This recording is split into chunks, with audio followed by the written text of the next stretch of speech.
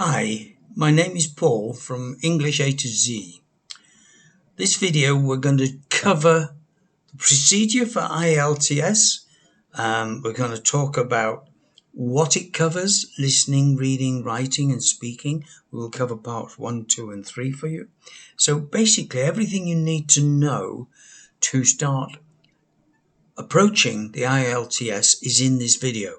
This will give you an advantage because this is the real truth. Okay, let's look at it. IELTS is made up of 4 parts. Reading, listening, writing, that's 2 essays, speaking, that's part 1, part 2 and part 3, and the test is either academic or general. Academic is more difficult than general, and this is why it depends on why you need to take the test. Academic is for university and general is for work. So you can make the decision what you want to do. Okay, let's talk about listening. Only one listening test for both academic and general, based on answering 40 questions. So you have 40 questions to answer. You must answer every question, and they will all be different. You will be presented with 4 recorded sessions. These sessions are all different and they have different people speaking in these sessions. Some are easier than others. It depends how good you are at listening to people, especially the last one, which may have up to 3 or 4 people speaking in that session. One has to be quite alert and concentrate on what they're saying. Each section is different and contains people talking, yes. So, listen carefully. It is important that you answer every single question. All 40 questions are marked the same. So missing out a question means you are missing out 1/40th of the test result. It's simple. So you need to answer every question. Doesn't matter if you don't know the answer. If you don't know the answer, try and cut it back to maybe 1 or 2 answers and then take a guess. Also, you've got to be careful about how they are asking you to answer the question. How they are asking you. It's just be careful in terms of listening. It is important that you answer every question. At the end of the 30 minutes test, you will have 10 minutes to transfer all your answers onto the test questionnaire. So the test is 40 minutes long in total. And then you will hand everything back to the examiner. Let's look at the reading. The length of the reading test is 60 minutes, and the general test is different than the academic test. This is mainly due to the difficulty factor of the academic test. The test is again based on 40 questions. So read the questions and make sure you answer them correctly. If it says answer in 1 word, 2 words or 3 words, do what it requests. Do not get it wrong. If it says answer in 3 words and you use 4, you will be marked wrong. If you make a spelling mistake, you will be marked wrong. The difficulty of the questions increases throughout the test, so don't waste too much time on the early questions. Try and get them done out the way, and if you can't do them, leave them, come back. It is important to answer every single question, so do not waste too much time on the early questions. Each question carries the same level and mark. So that's why it's important to answer all the questions. At the end of the test, you will have to leave time to transfer all your answers onto the test questionnaire, and then you can hand everything back. There are 2 writing tests, one for GT and one for academic. The tests are different in content, but not in format. So each test has 2 essays to do. One 150 words and the second at 250. All this is common. The writing test is a letter. The general writing test is a letter you'll be asked to write. This you can practice before you do the test. Just practice writing letters in the way that they request. The academic writing test 1 is about describing bar charts, tables, line graphs, pie charts, maps and diagrams. Again, you need to practice how to understand bar charts, how to understand tables, how to understand line graphs, how to understand pie charts, maps and diagrams. Practice, practice, practice. You have 60 minutes to use for writing both essays.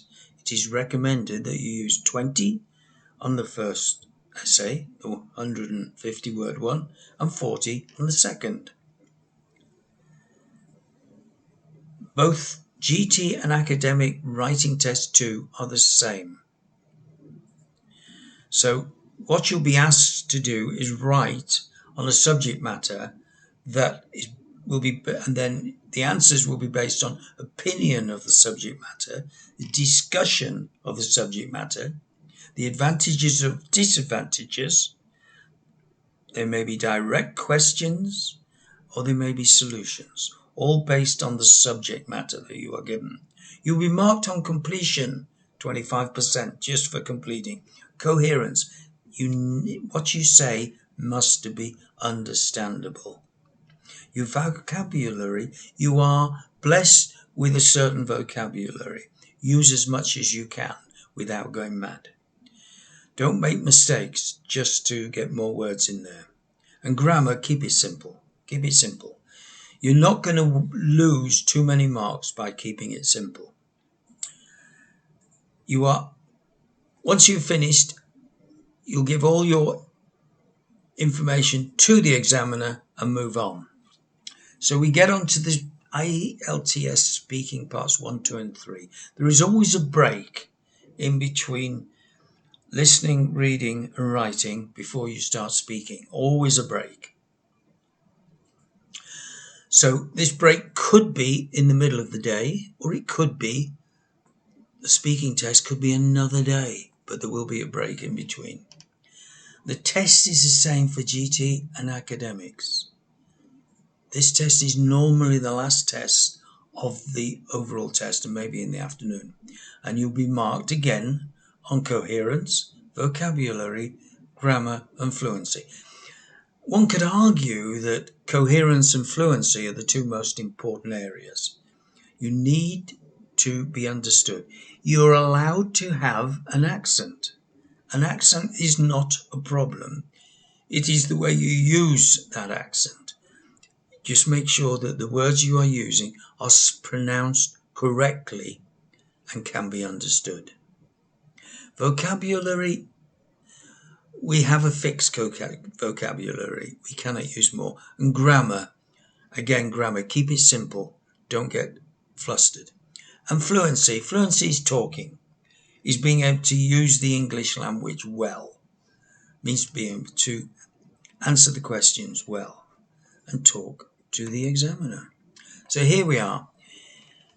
In part 1, you'll be asked fairly easy questions about yourself, your life, and maybe your hometown. So let's look at this in more detail. Questions about yourself. Okay. What do you do? I'm a student. The examiner will want more. I am a student studying this discipline. The reason I'm doing it is because I love the subject. So expand it out. It's the same if they ask you about your hometown or your life. Whatever they ask you about, don't be restricted. Don't go mad or he'll shut you up. He'll stop you. If they ask you about your hometown, tell them about your hometown. It doesn't matter if your hometown's very small. You can still talk about it. I live in a very small village. But the advantage of living in a village is you get to know everyone. Everyone knows you and they tend to support you. They know what you're doing and why you're doing it. All these Additions will give you extra marks. So these questions are designed to get you relaxed because they're not difficult. It isn't something that you have to remember, it's something you know. And you'll be marked on these questions. So the main thing is to be confident. And confidence is due to being prepared. Do not get apprehensive. Your brain needs to be able to work properly. Don't get it tied up with panic. Okay? So, the more relaxed you are, the better you'll be able to answer questions. It is that simple. It's the way the brain works. Part 1 should take 4 to 5 minutes, no more. Try to relax and look the examiner in the eye if you can. It will be a benefit. You don't have to be a friend of him, but it will help if you are. You look positive. The main thing is looking confident. Doesn't matter if you're not, look confident. The more you relax, the better you will be. The examiner is not trying to catch you out. They just need to know how good you are at talking. And something we all do. And the more we do, the better we become. So let's look at part 2. Part 2 is a cue card. You'll be asked a typical question similar to the one below. You'll have 1 minute to prepare. You will need to speak for 1 to 2 minutes to cover the questions or the bullet points. And on this question, we have 5 bullet points. Everything you say needs to be about the main subject, which is an item someone gave you. So don't go off subject. An item someone gave you, that's the focus. If necessary, extra bullet point. So if you think there's not enough on these bullet points to cover what you want to say in 2 minutes, add your own. Add an opinion. Add the past. This isn't as good as a present or a gift I've received in the past. I hope I get something better in the future. And just explain how you felt when the person gave it to you. So let's go through the bullet points. You should say, okay, what it was, when it was. These are simple answers. Don't take a lot of time. So you've got to think about what it was and when it was. And maybe you can expand those out a little bit. When it was Christmas 1910, or was it 11? It was a cold Christmas, I remember. It was snowing outside. When it was. What it was. It was a beautiful gift. It's something that I've always wanted. It was a book. And this is the book I've always treasured in wanting to read. So whatever it is, you can talk more about it. This is what you're being asked to do.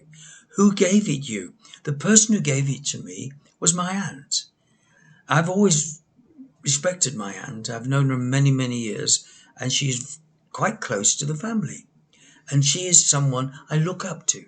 So again, talk about each bullet point. Spread it out. Open it up. And then explain how you felt when the person gave it to you. This is your opportunity to use synonyms. I was overjoyed. It was such a miraculous moment. I could hardly breathe. I was feeling so good about it. There was a big smile all across my face. I just could not stop smiling for almost an hour. It was wonderful. This is something that doesn't happen to me very often, and it affected me a great deal. So think about what I'm saying and think how you can use these words to answer part 2. Part 3 is similar to part 2, but different. You'll be asked 4 or 5 questions based on a similar theme as part 2.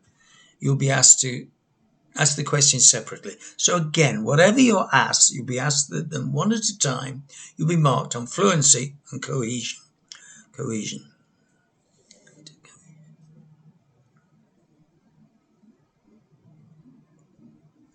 Vocabulary and pronunciation. So Just think about what you're saying, because you're going to get 25% on each bit. It is so important. When you complete this test, it is the end of the test. You can sit down, take a deep breath, and relax. So please subscribe to this planet and ring the bell. I hope you found what we said useful. What I certainly believe is face-to-face tuition is the best for IELTS, because then I can test you as if I am the examiner. I can give you tasks to do for homework, such as write this, prepare this. I can even give you reading lessons. All this is good on a face-to-face basis. So whatever you do, I can be critical and improve you, because that is the objective. Thank you for watching this video. It has been a joy to be here.